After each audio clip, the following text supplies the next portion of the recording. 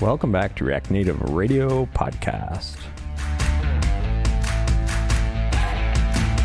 Brought to you by Politics, who reminds you, I good, you bad. Episode 251, Examining React Native 0.70.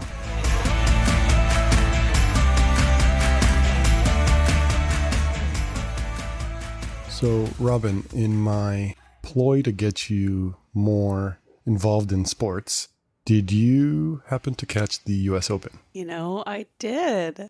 I watched the semifinal and the final this weekend. Nice. And I was actually watching the semifinal, like, delayed. I was watching it out on my Apple TV, just like a recording of it. But I hadn't actually looked up who won that match. And so I was actually, like, on the edge of my seat for all 5 sets. Yeah. That was like, a good one. Who's going to take it? Yeah. That was intense. But you missed Serena's final match ever. I did, yeah.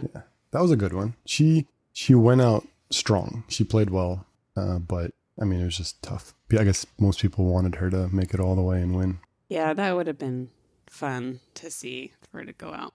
But it seems like we're about to welcome, like, a new guard in tennis, like this 19-year-old dominating like a new era.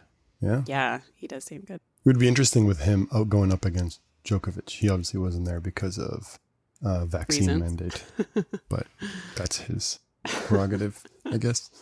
Yeah. And then on the women's side too, there's so many new people. Even this Tunisian lady, she made the last 2 Grand Slam Open finals, I believe. So she lost both, but she's getting there. I think she's ranked 3rd, probably 2nd now after this loss. So it sounds like tennis is going to be your in to get me to follow some sports. Tennis is a start. And I think when you start the conversation talking to me about like Premier League soccer games, I will, then you know. I'll retire.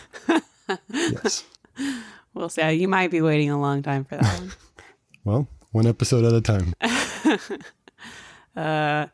As you guys have probably noticed, Jamin is not here. He skipped out on us today. We're doing a React Native version summary, and he seems to always miss these. I don't know why. I wonder why he doesn't like them. I don't know. I think they're fun. So I am Robin Hines. I'm your host for the day and senior software engineer at Infinite Red. I'm located west of Portland, Oregon with my husband and my 2 kids. And I've been specializing in React Native for the past 5 years. And I'm joined by my steadfast co-host, Mazen. Always here. Unlike Jamin. Always shows up, unlike Jamin. Sorry, Jamin. Mazen lives in Durham, North Carolina with his wife and his baby boy. And he's a former pro soccer player and coach and is a senior React Native engineer also here at Infinite Red. So before we get into our topic, I am duty-bound to say that this episode is sponsored by Infinite Red, of course. Infinite Red is a premier React Native design and development agency located fully remote in the US and Canada. So if you're looking for React Native expertise for your next project, hit us up at infinite.red/React Native. And of course, don't forget to mention that you heard about us on the React Native Radio podcast. So let's get into our topic, examining React Native 0.70. We're in the 70s now. Finally.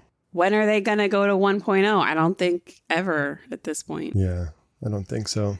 I think we'll probably rebrand the podcast before. If they're not out of beta yet, then they're this, like... Who knows? Who knows? But we're in the 70s, yeah. The new architecture was probably a good step. It would have been. But maybe there's still a chance there. Maybe when the new architecture is on by default, like that's the default. Maybe that'll be 1.0. Imagine it's like a very random. It's like 71.4 and then 1.0. What? Why now? Yep. So we're in the 70s. There's a lot of new architecture stuff in this release. That's kind of, I think, what they're focusing on primarily. But there's some other things that are worth mentioning as well. Yeah. We'll start with something that's actually very close to Infinite Red. There is a lot of new architecture documentation that's being written. And that's actually been something that Lizzie Linbo, who is one of our engineers here at Infinite Red, she was on Accessibility, the accessibility episode of the podcast. I don't remember what number that was, but we'll link it in the show notes. But she has been working on that initiative over at Meta for quite a while now. And so we're starting to see some of that come out. So if you're interested in learning more about the new architecture from the source, there's going to be a lot of that new documentation coming out. I think something else to highlight are the stats of this release. 88 different contributors, which is a lot of people for open source, and then 493 commits. And if you think of those all being majority of them, I'd say a very high percentage of that are new architecture related. So there's a lot of work going into the new architecture and continuing to improve it and continuing to close the gap on all the other issues. I still think they need a name for it, but that's just me. Well, React Native Synergy is not catching on. No. It's catching on at Infinite Red, but nowhere else. It is, and that's what we call it at Infinite Red, but not anywhere else. We should just make stickers and just start airdropping them into different cities, and then maybe it'll stick. Meta would not like that. Probably not. What else? So in addition to some new architecture documentation, Hermes is now the default engine on both platforms. Yeah, that's big. Which until this release, it's been off by default, and you had to go and turn on. And I think on most of our projects, we've had it turned on. Mm-hmm. But now if you init a new React Native project, you will be getting Hermes. And I think that's the final step in sort of... We probably won't even talk about Hermes as much anymore because it's just the engine. It's not the new engine. It's the engine that React Native uses. I guess you can still turn it off if you need to or want to, but why would you? It's so fast. It is. I mean, if you look a lot of some of the stats from their blog post, they're saying on Android, Samsung Galaxy specifically, the startup time is 51% faster with Hermes and quite a bit, 93 megabytes in memory consumption, which is big. And then on iOS, 63% startup time and 13 megabytes memory consumption. So it being on by default, I would be shocked, I think, if projects out there don't explicitly turn it off, unless there's some really bad compatibility issue. You'd have to have a pretty good reason, like a specific library that you're using that's really important to your business case that doesn't work or something. Mm-hmm. And there are a lot of GIFs on that blog post, and it pretty much shows you the TTI, time to interaction, 0.5 times faster on both platforms. So that's big. It's hardly comparable anymore. Yeah. So new architecture bundled with this, Hermes being on by default and the improvements. Obviously, it's not just that it was turned on. There was some work done to improve it also. All that is great. So in addition to that, there's also a new unified configuration for CodeGen. I don't know a ton about CodeGen, but it sounds like you used to have to separately configure Android in build.gradle. And now you can configure both iOS and Android in the same place. Oh, in package.json. Yeah, that's nice. JSON. Yep. Jamin will love that. He is a huge advocate of being able to define configuration in package.json. Yeah, I think it's the default with Expo, which makes it so much easier to set up your project and all that. So I think that's great. Yeah. So a little convenience feature with that. One of the things they highlight in the blog post for this feature is that it provides a more consistent experience for library maintainers when they migrate their code bases to the new architecture, because they don't have to be separately configuring things in multiple places. So yeah. Also a little shout out, if you are a library maintainer, the React Native core team would love to know how it's going for you migrating your library to the new architecture. So they would love for you to join the React Native New Architecture Working Group. We'll put a link to that in the show notes because there's so many libraries out there and they all need to be migrated. So if you are a maintainer, please join the working group and talk about your experience. Next item on here, which I personally think is a big one, Android auto linking for new architecture libraries. So continuing off what Robin said, reach out and let them know how things are going. Please leverage this part of it. I can't remember. It's been a while since I had to do manual linking I used to be You totally can't against even. auto Can you linking. even do manual linking? Like the On link, iOS? You the can. link command in the CLI is gone. Like it doesn't. Yeah, It doesn't exactly. even work. But you can. I mean, you could go in and literally link things in Xcode, I think. Mm-hmm.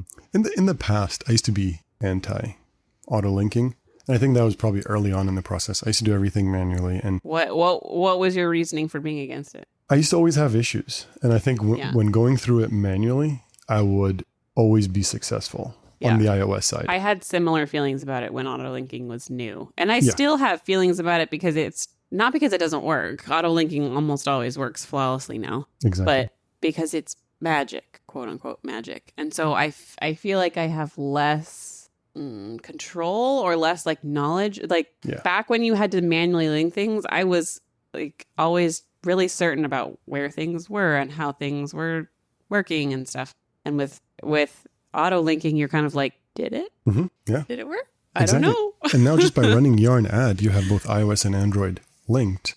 And it's almost like you don't have to open up Android Studio or Xcode anymore. And that's it. But then when something goes wrong, exactly, you're like, I have no idea what. Yeah, exactly. So that was mainly it. Like if things would break, you'd kind of get those errors on run time. And it was always easier to be like, hold on, I do remember doing something in that file. Let me go. And then you double check the documentation and you'll see that something was missed in that process. So there's that. And I don't know. I think as we're talking of the improvement of React Native and how it's growing, this is a big one because with this new architecture, auto linking is supposed to be easier. I think that's a big one. I think one thing the blog does highlight is users on the new architecture will have this feature automatically without additional work to their CMake files. So there's a little bit more magic there for you. If you don't know what CMake is, neither do I. So you're not alone. I know it's something, it's like C++ build or compilation tool. I think I had to go install a new version of CMake at one point in Android Studio because I was getting this really obscure error. And so I had to update the version of CMake. But otherwise, on a day-to-day basis, I don't need to know much about CMake, but maybe you do. I remember I didn't know either up until this part. I did quick Google on it, and it's pretty much a software compilation process using simple platform and compiler independent configuration files. So you make your CMake files, and it runs off of that to compile and do all that for you. So I see. C++, I believe, specific. C and C++ specific. Is that related to a Makefile? So a Makefile is it's a similar thing, right? It's sort of a platform agnostic. Mm-hmm. Well, I think then CMake is just the C++ side of it. Mm-hmm. Interesting. So yeah, there's that. And then those are the things that were specifically highlighted in the release blog post. But they're like, we combed through the changelog and pulled out a handful of other things that we thought were interesting. Specifically, there's a couple breaking changes. The Jest preprocessor was removed from the React Native package. I think you now have to install that separately if you're using that. I'm not sure what is the Jest preprocessor used for. Okay, so this was deprecated. It's been deprecated for a while now, and they officially made the file private, so you can't access it essentially. But yeah, using React Native Jest preprocessor outside of the React Native repo has been deprecated since a while ago. So in this change, they make the file private and stop publishing it to NPM. The supported method of using Jest in React Native projects is using the React Native Jest preset. Okay. Okay, that makes sense. Use the Jest preset for React Native instead. And then some of the other breaking changes: removed non-standard promise prototype done. I think that's just a weird variation of the promise API that isn't actually supported. Mm-hmm. Yeah, and this is it was something that they extended essentially, I believe. It said users should switch to using standard promise features like .then. Mm-hmm. I mean, so far these two breaking changes, they're stuff that have been deprecated. So if you're using them up until now, you've seen the warning. I'm sure so now you've they're seen officially the gone. Yep. Metro has also been bumped to 0.72, which comes with its own set of breaking changes. If you have a pretty complex Metro config, that might affect you. If you're using the default Metro config, I'm guessing you probably won't notice too much. But yeah, if you have a complicated Metro config, take a look at the breaking changes for Metro 72. Cool. So now let's move on to some stuff that's been added. The first one we'll highlight: add use native driver as a param for set value for animated. So in the past, some of the animated functions would give you the ability to pass in the option of use animated driver. Usually you'd set it to true because I think default was false. So now on set value, so when you're bringing the value up, you can tell it to use a native driver or not. Reanimated, that handles that in a different way and does it better. So there's that. If you're still using the animated, there's that new param for you to access and use. Nice. That's good to know about. There's some Android-specific additions. They added an accessibility announcement for list and grid in flat list. So yeah, if you have accessibility features like VoiceOver on, you'll get an announcement for list and grid. I think so it'll specify the difference, like if it's a grid versus a list. There were also a couple new permissions added to the permissions Android library, specifically read voicemail and write voicemail, which I didn't know you could do. But now it's funny, you can. the documentation has a typo where it says permissions with one S. Oh my Android. God, really? But it's actually, I was like, for a moment I was concerned that it was actually a typo. Like you actually have to mistype it to get access to that. But no, it's typed correctly. So it was just a typo in the docs. If they haven't fixed that yet, that would be a good Hacktoberfest submission to go fix. It would be. Yeah. The permissions Android typo in the React Native docs. Two other ones, actually, we didn't highlight, but I just saw them. Post notifications and nearby Wi-Fi devices permissions were added. Oh, nice. More stuff that you can access and read and write to your users' privacy stuff. Yay. So there was also in the documentation for text input, there was a prop that lets you control the caret and cursor color, I believe. Let me double check. Yes, it was cursor color. Okay, yeah, cursor color, which existed. The prop was always there, but it was not in the documentation. So now it has been added to the documentation. So now it's more clear that is a prop that's available to use. There was another one similar to that. I think we'll get to it later, but yeah. So those are some Android-specific changes. There's also some iOS-specific additions. One of them is Mac Catalyst compatibility. Mac Catalyst Isn't that like it's like when you have Mac apps, Mac Catalyst helps you share code with like iPad apps. That's stuff right. Like that. And Apple Watch and stuff. Yeah, so your app can sort of share an experience with an iPad or like run on both.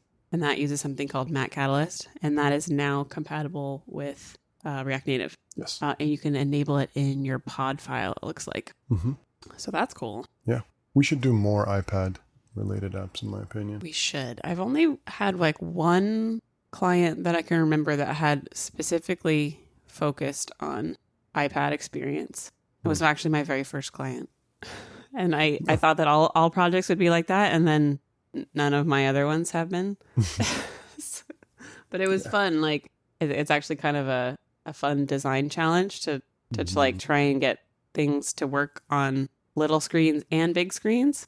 Flexbox could do a lot. You'd be surprised. I'm sure. And yeah, you can tell when an app is built for both and not optimized for iPad because it's this like super pixelated looking app, or it's like this app that looks like the size of your phone, just happens to be running on this much larger screen and taking up like there's so much like black space around it. Yeah.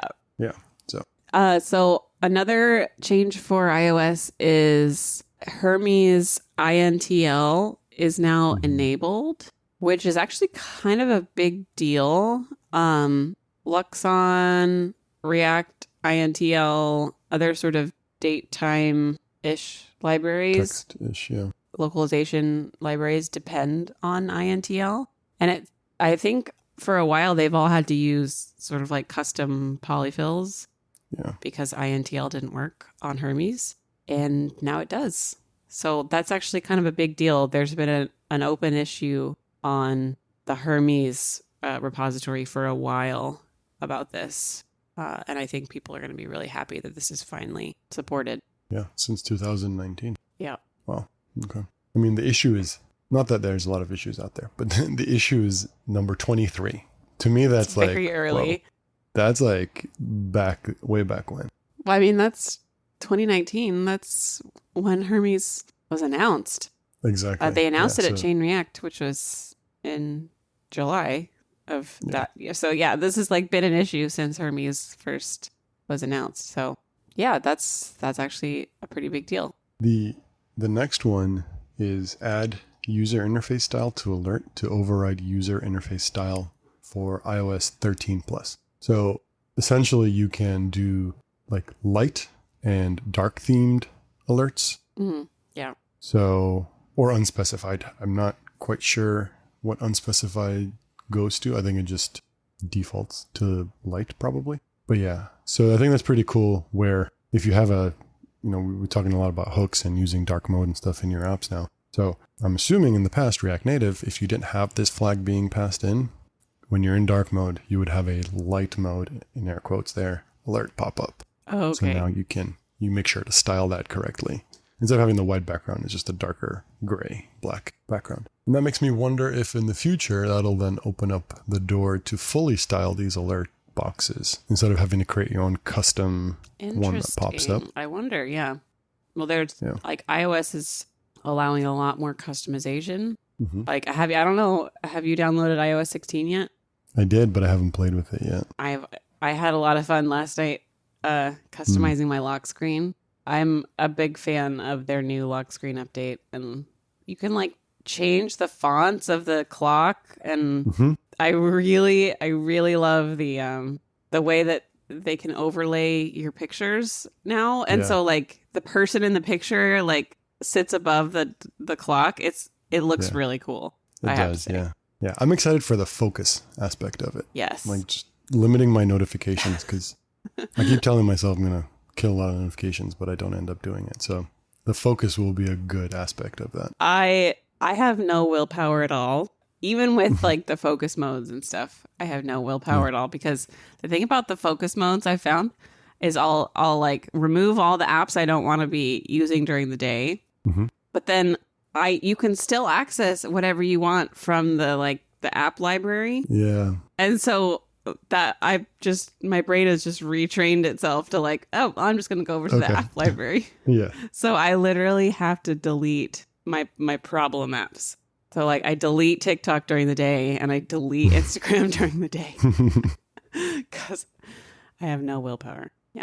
I should probably do that. Anyway, so there's a bunch of other things that were changed as opposed to added. You can now pass item separator component as a React element. This is to Flatlist, I think. Correct. Previously, it had to be a function, I think, and now it can be a React element. Text input has been fixed. It was there was a bug where it was if you were using it as an uncontrolled component with a default value, and that I had to like look up what that meant.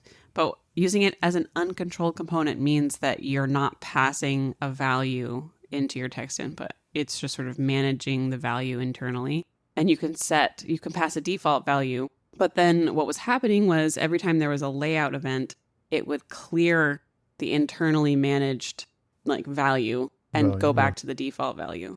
And that bug has been fixed so that it doesn't drop the text value. I would say most of the time I don't use text input uncontrolled. I always manage the value in my global state or even in my local state. But if you did have a case where you were using it uncontrolled, that bug is fixed. I wonder if we've conditioned ourselves to use it controlled because of this bug I don't know, in the past. Maybe. Yeah. I wonder. Who knows? Like, oh, if I don't pass in a value, like, oh, it randomly drops and without realizing that was a bug. We've forgotten about it since then. But yeah, who knows? It's generally a best practice to manage your value and state. But anyway. This one is the one I kind of mentioned before. Move scroll views content offset to common props. So this was only an iOS specific prop for scroll view in the past, but lo and behold, it actually is an Android specific prop. So or it's both platforms. It's like both. But the docs have been telling us that it's iOS only, but iOS only. Yeah. So now it's just moved to the common props. Yeah, it fixes the docs, so it's in the comment section.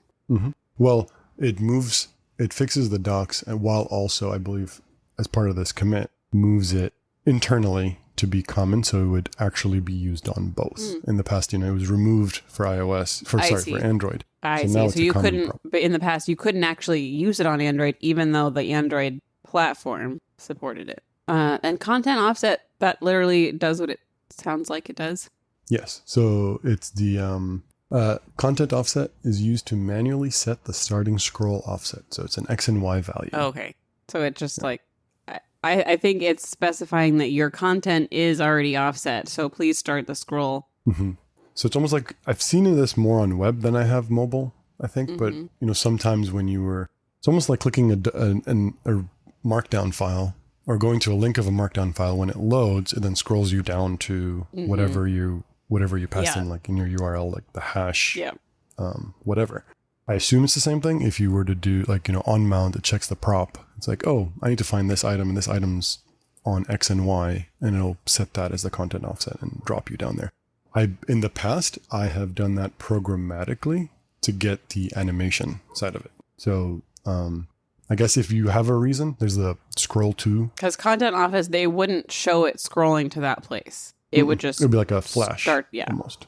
Yeah. A flash, I think, or it would just, like you said, just show there. But yeah, I usually like the animated aspect of it. So you pass in animated. Right. You're telling the user like, hey, there's more content up here. We're scrolling to this place for you though. Yeah. So a couple more things on Android. This one made me laugh.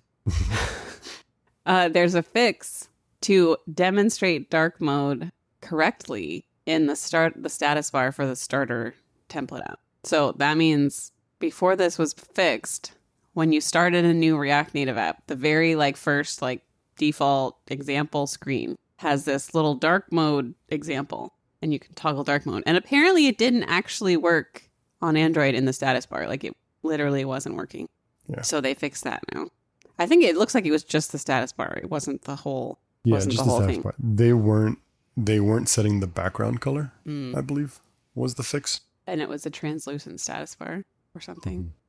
Yeah. So now it's set. So that's fixed. And there was also an error on release builds with Hermes enabled for Windows users. Sorry, Windows users, but that bug is fixed now. So next thing that's changed for iOS. I think we only have one thing here on our list that we wanted to highlight. We already talked about that. Hermes is now the default engine on iOS.